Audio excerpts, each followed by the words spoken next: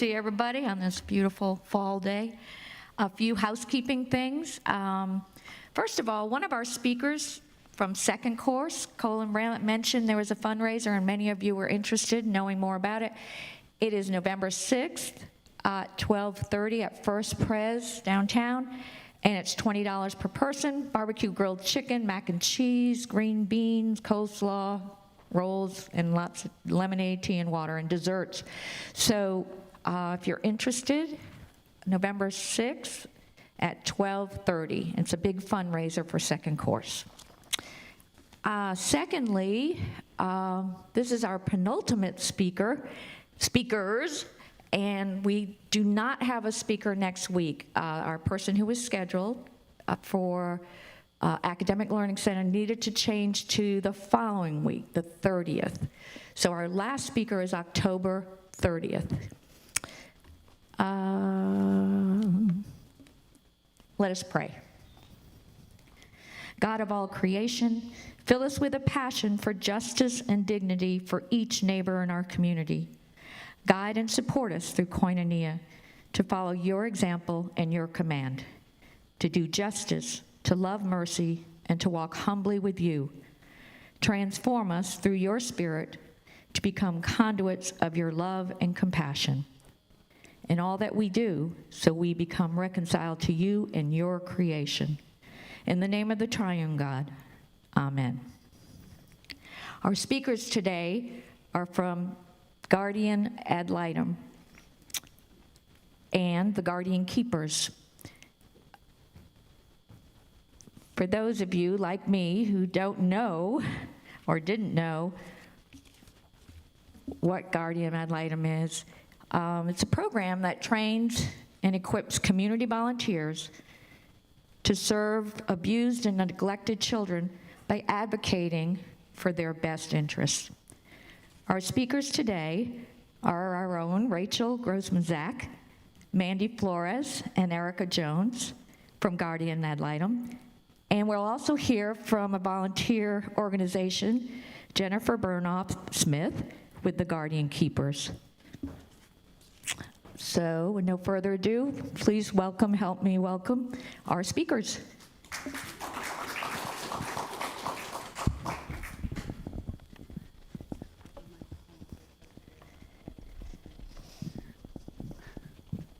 Hi everyone, I'm Rachel Grossan-Zack. I'm the Guardian ad Litem District Administrator, and our district contains Cabarrus and Rowan counties.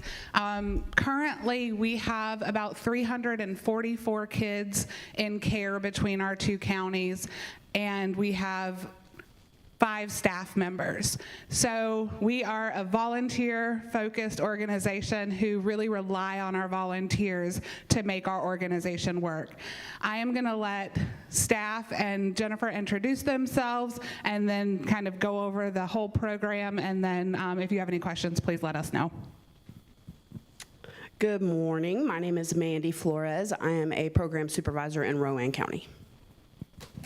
Good morning, my name is Erica Jones. I am the program supervisor in Cabarrus County. My name is Jennifer Burnoff-Smith, and I am the president of Guardian Keepers, the nonprofit that supports the Guardian ad Litem program. So Guardian ad Litem, it's a long word. It's a fancy name for child advocate. So essentially what our program does is we recruit, train, and supervise volunteers who go into children's homes, abused and neglected children. All of our children are in foster care. They determine what's in the best interest of the child, and they make recommendations in the form of a court report to the judge who oversees the case for our juveniles. Why are we needed? So I was born in 1981, and that was before child advocacy services existed. Really before child abuse laws existed. So we have a lot to thank the ASPCA for, if you're a dog person, because they are a big reason why our program exists. So we were created in Washington, the state of Washington, where judges sat and they looked at child advocacy services and realized that children did not have a voice in the court system at all. parents have attorneys, the department has an attorney, but the children did not have representation of any kind. So they formed Guardian Ad Litem, or CASA, which is essentially our sister organization. We are a Guardian Ad Litem state here in North Carolina. The difference is that CASA is a nonprofit, whereas GAL is a state agency. But essentially, we do the same thing. So we go into court with our children who are our clients. They are represented by attorneys for our program called Attorney Advocates, and we represent the legal best interests of children. That's pretty much it in a nutshell. But our volunteers do a lot of work. They do a lot of the same things that social workers do. They look at homes, they speak to family members, social workers, doctors, psychiatrists, anybody that has contact with our children, the school system, in determining what services our children need, how they are being represented while they're in DSS custody, and making sure that they have a voice or a platform to speak their wishes. Our court reports are child-focused. We are completely focused on the child. And as of right now, when we do not have a volunteer for a child, the people standing up here represent them. And we do it on a large scale. And so the reason why we need volunteers is that the people standing up here cannot possibly do as good enough a job as you can do. And so when you go through our training process, 6 weeks, and become a volunteer, you are assigned to a child, and that is your focus. I'm focused on 60 children. And so that's really, in a nutshell, why we need volunteers and what our program does. And then I am going to pass it off to Erica. Oh, you will give them? I'll give the numbers, and then Erica can talk about the greater need. So as I mentioned, we have 344 kids in foster care between our two counties right now. As of the end of September, we have 99 kids between our two counties that do not have a volunteer. That in essence means, as Mandy was just saying, us 5 staff members are covering 99 kids, plus the other 200 that we supervise. So the importance of volunteers is great. We largely need volunteers to advocate for these children. We do home visits every month, and as you all know, there's not enough time in the day to see 100 kids every month. So having those volunteers really helps us to make sure that we're seeing the kids and that we know what their best interest is, and that way we can really advocate for it in court. So Mandy and Rachel talked a lot about everything, so I'll just kind of go over what it takes to be a volunteer. I know a lot of people, they may be intimidated by the fact that it's a kid that's been abused, neglected, or deemed dependent, but it's truly just a relationship that you're building. The requirement is very small. We ask that you visit the child once a month. And you visit them wherever is comfortable for you. It could be in their foster home, it could be at school, it could be at Chick-fil-A, at the park, wherever it is that's comfortable for you on your time. So it doesn't have to be Monday through Friday, 8 to 5. It could be Saturday, Sunday, whatever's convenient for you and that family. Whether you're serving a teenager and you're helping them with a class, or you're helping them learn how to do their hair or their makeup, or if it's a baby and you're just loving on the baby and showing them attention, it's truly needed. It's not an easy job, I would not lie to you, but it's so worth it. It is so worth it. You could be that sense of stability that child could have because their life has been turned upside down in a blink of an eye. But it is so worthy. The cause is so worthy. We talk a lot to college kids because they're in college and they need community service hours. A lot of our volunteers are retired, but someone that's working, someone that's young, can do the job just as well as anyone else. It just takes a little time, dedication, and honestly, just the drive to want to do it. Mandy talked a little bit about our training. It is done in 6 weeks at home You don't have to come into an office. You don't have to sit around anyone else. You can sit on your couch with your feet up, with your cup of coffee, some crackers, whatever it is that you want. We ask for 2 hours on Tuesday evenings from 6 to 8, and you go through that for 6 weeks. And then once you're finished, you have an awesome opportunity to meet our chief judge, and whether you're in Cabarrus or if you're in Rowan County, you're sworn in, and then the work begins. No one is gonna throw you out and tell you that you just go do this and make it work. We totally walk you through it.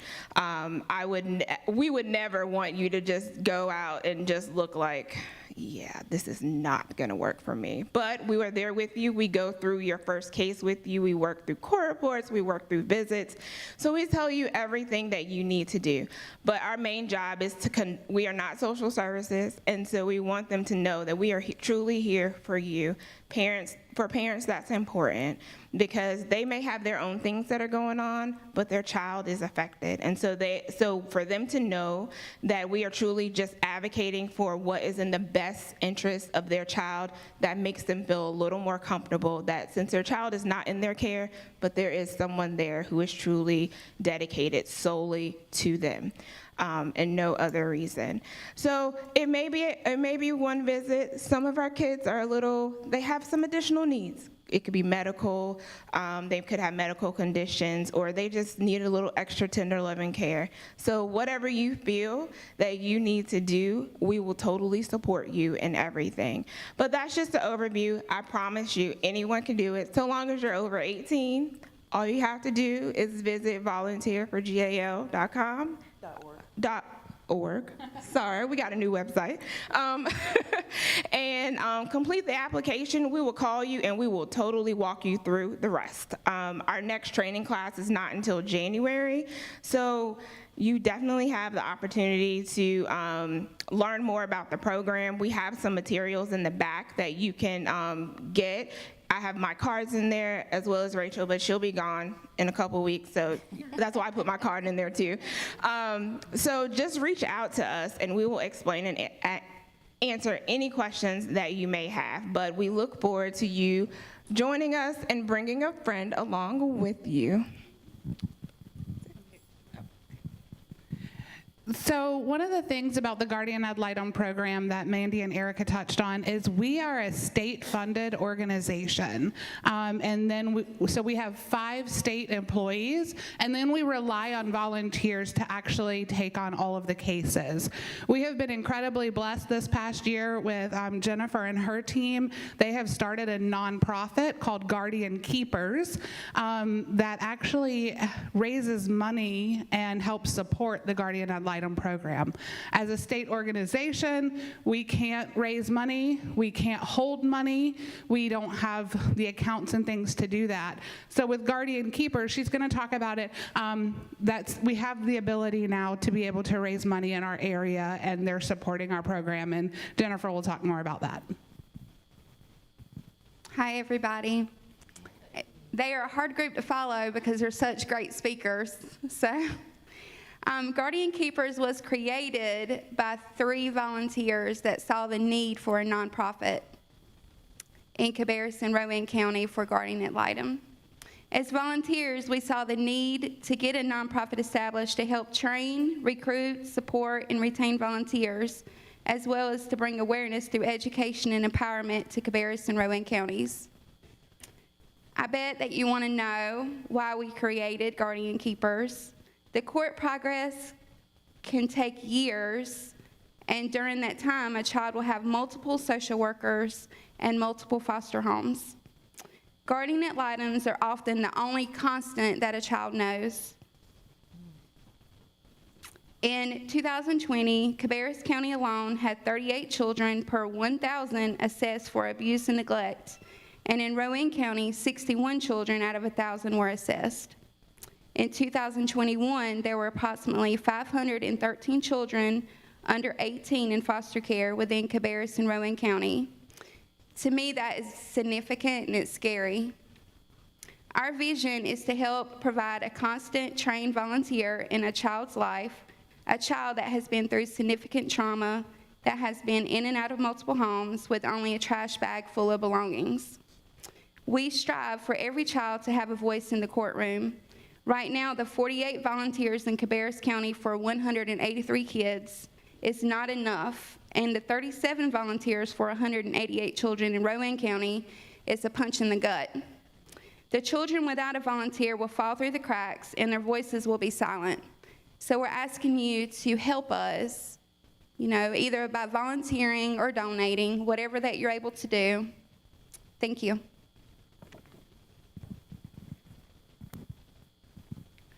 That is what we have for our presentation. So we want to open it up for questions and give y'all the opportunity to ask anything that you would like about guardian ad litem or guardian keepers.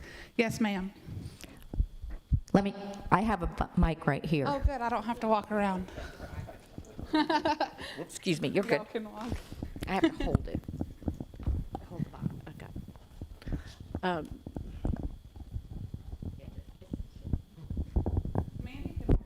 Thank you. So help me understand why you're needed. Tell me a story about why you're needed. Change the names. I know that you have to protect confidentiality, but tell me a story or a couple stories about what a guardian ad litem actually does that's different than a social worker, because it kind of sounds like the kid has a social worker. Why do they need a guardian ad litem too? Ooh, that's true. So I probably will tell one story and then I'll pass it to Rachel to tell another. My passion in life is teenagers. I love them. And that's because I was a wayward teenager one day. So specifically with teenagers especially, when we talk about children who are in foster care, you remember when you were a teenager, you had very specific wants, very specific needs. You were able to vocalize those to your parents or whoever was in charge of you. But when we're talking about someone in foster care, a social worker is there to make sure that the parents are working their services, they're working with family members. There's probably 8, 9, 10 people involved when dealing with a social worker. But guardian ad litem is only interested in what the child has to say. And so when we're talking about teenagers, if I'm going to go to court with a teenager, let's say that Mary really wants to live with Aunt Debbie, but the social worker isn't really interested in that placement. They want Mary to live with foster parents Bill and Susie. So if I'm going to talk to the juvenile, I'm going to ask them what it is they would like to see happen. Making sure that I investigate every avenue of that. And then let's say Mary wants to go to court. If Mary goes to court, who's listening to her? Who's giving her the platform to speak her own wishes? And so as a GAL, I empower my children to use their voice to speak for themselves. And so if Mary's going to go to court, I'm going to be right there beside her. And I'm going to make sure that our attorney who represents Mary gives her the opportunity to testify, to talk to the judge directly, to state the reasons why she wants to live with her Aunt Debbie. And then we give the judge every evidence that we can to support the child's position so that the judge can make a decision on what he or she thinks is best for the child. Without us, Mary would have no voice in court. And it would just solely be based off what the social worker thinks should happen. Our job is to provide a third-party independent investigation to provide the judge with another perspective.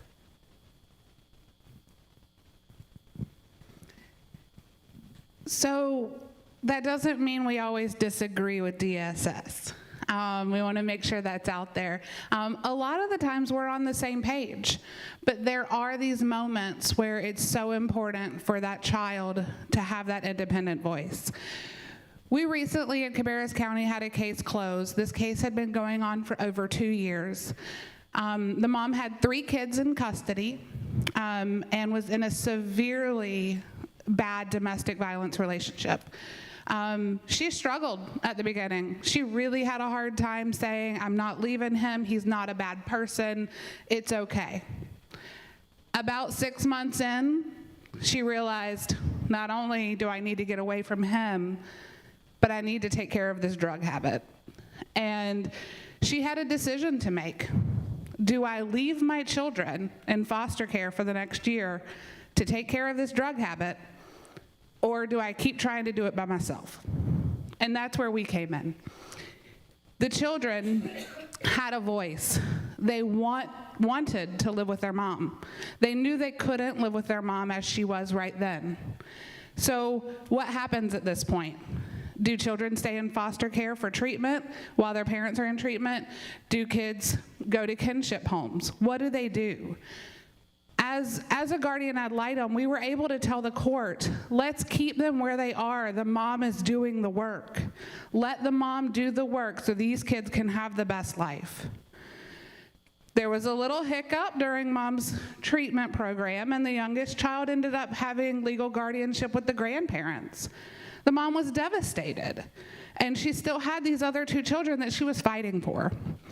DSS is saying we need permanence for these children. We can't keep them in foster care. The GAL program is saying these kids want to live with their mom. She's in treatment. Let's give her the chance. This mom in court 2 weeks ago celebrated 400 days of sobriety and got reunified with her children. That was because, as the GAL program, we said it is in the best interest of these kids to see their mom healthy and to live with her. So that's part of the reason why we're important.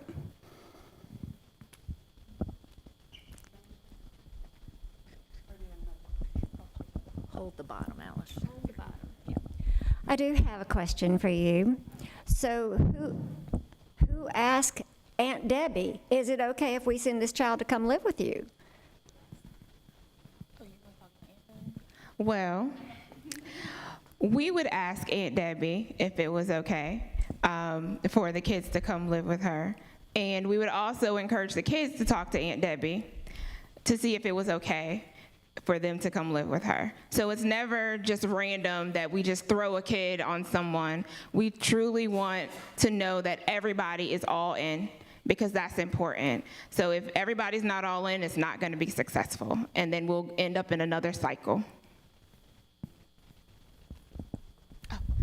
And at the beginning of case, DSS is responsible for reaching out to family members to see if there's anyone who is willing to take those kids into their home before they come into foster care. It's kind of a preventative measure so that they don't have to go through that step. But if there is not, then they do go into foster care. But they continuously look for relative placements while they are in foster care. And if they find one, then we definitely advocate for them to move there, because they're with family, they're being supported, and they're with someone who knows who they are.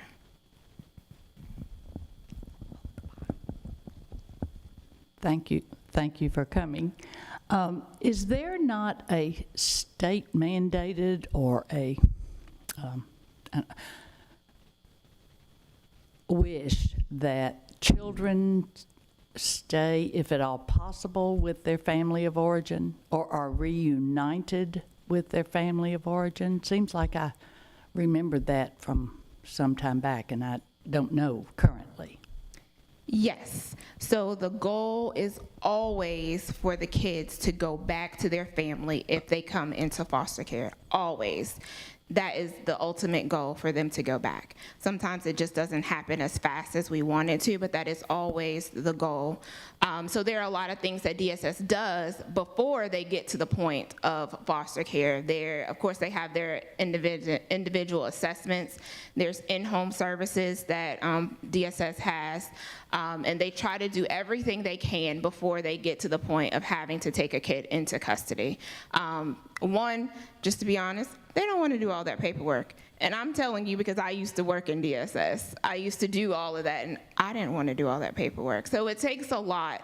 But a social worker who's doing the job because they want to do the job, they are going to do everything in their power to try to not take that kid into foster care to get to that point. But yes, the goal is always reunification if a kid comes into custody for at least 6 months.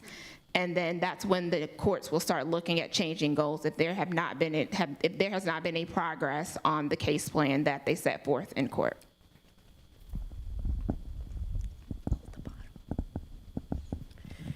Can you talk a little bit about what the training consists of?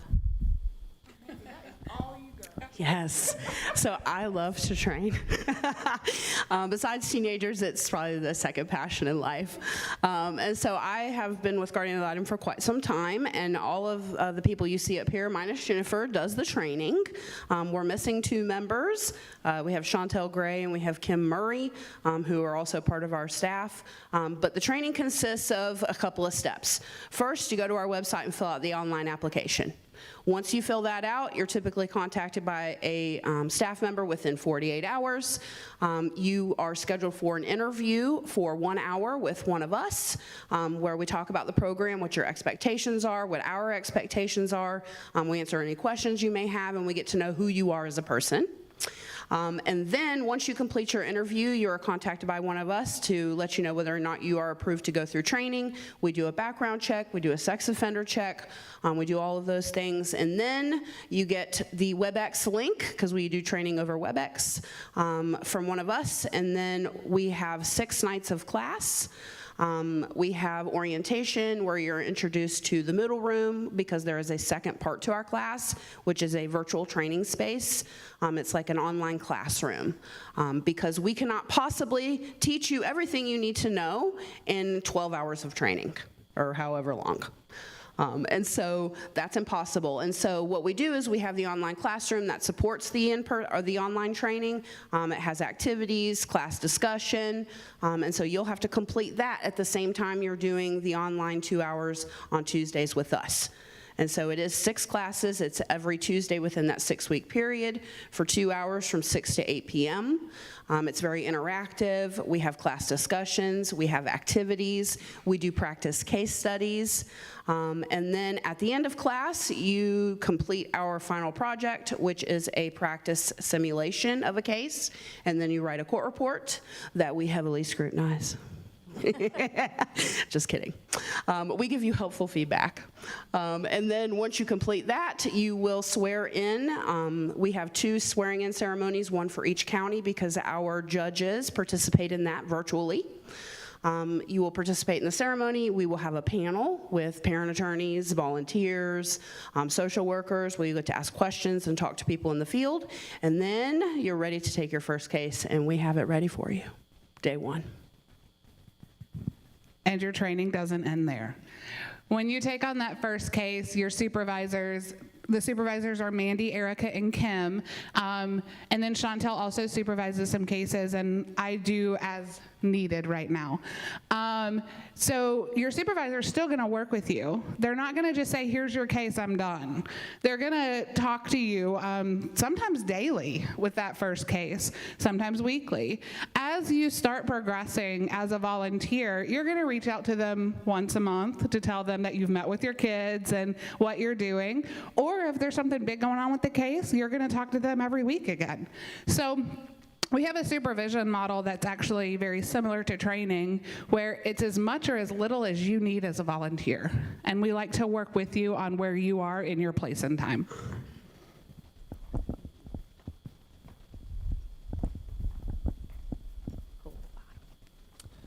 Thanks for your presentation. How does the Guardian Ad Litem manage it when what the child wants is self-destructive or not, that you don't agree, you personally don't, knowing what you know about this child, you go, well, because what I want for myself isn't always the best thing for me. And especially for some of these kids and teenagers, even when we were teens, we didn't always, what we wanted wasn't always the best thing for us. So I'm wondering, when you get, I know what your job is, but what if you disagree with the child? Do you want to talk about it? So this happens often. So I have a lot of teenagers, and I listen to them. I write down every word they say. I repeat back to them what they said, and then I tell them what I'm able to do. Because I have to protect their best interests, and sometimes they don't have their best interest in mind. And so we do a lot of consult with our attorney. We can have the child meet with our attorney, because there's a lot of what Mandy wants to do, what Rachel wants to do, and what Erica wants to do, and then there's what we can do legally. So Mary wants to live with Aunt Debbie, but Aunt Debbie just got possession charges for cocaine 6 months ago. Can't do that. So I'm always honest with my teenagers, always. And so if Mary cannot live with Debbie, I'm going to tell Mary exactly why she cannot live with Debbie. And then I'm going to let the child weigh in on what options are left and let them make a decision on what I can do. And so it's still giving them the platform to speak their wishes, to state with their voices, and I represent that certainly. And I will tell the judge that Mary wants to live with Aunt Debbie in spite of these cocaine charges 6 months ago. But these are my recommendations that I am making in their best interest.